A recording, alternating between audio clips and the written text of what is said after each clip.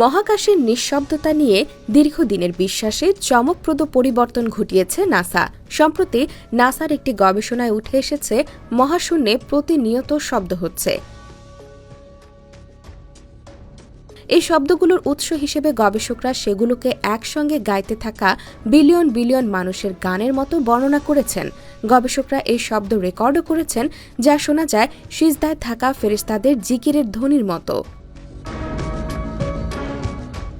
এমনকি রাসূল সাল্লাল্লাহু আলাইহি ওয়াসাল্লামের একটি হাদিসের কথা মনে পড়ে যায়, যেখানে তিনি বলেছেন, মহাকাশে প্রচণ্ড কাঁপুনির শব্দ হচ্ছে, কারণ সেখানে ফেরেশতারা আল্লাহর জিকিরে মগ্ন আছেন। 1400 বছর আগে মহানবী সাল্লাল্লাহু আলাইহি ওয়াসাল্লাম এই শব্দের বর্ণনা দিয়েছিলেন, যা এখন নাসার গবেষণায় প্রমাণিত হয়েছে।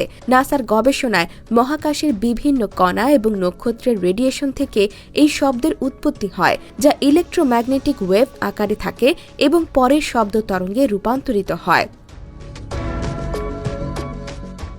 যদিও নাসা এই শব্দগুলোর উৎস হিসেবে নক্ষত্রের চুম্বক ক্ষেত্র বা মহাবিশ্বের প্রাচীন বিস্ফোরণকে প্রমাণ হিসেবে উল্লেখ করেছে, তবে এর সাথে মহানবী সাল্লাল্লাহু আলাইহি ওয়াসাল্লামের বর্ণনা পুরোপুরি মিলে যাচ্ছে।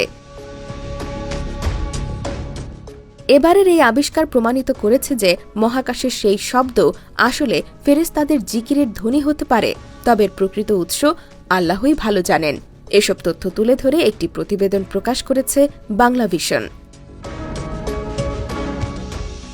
IBTV USA, New York।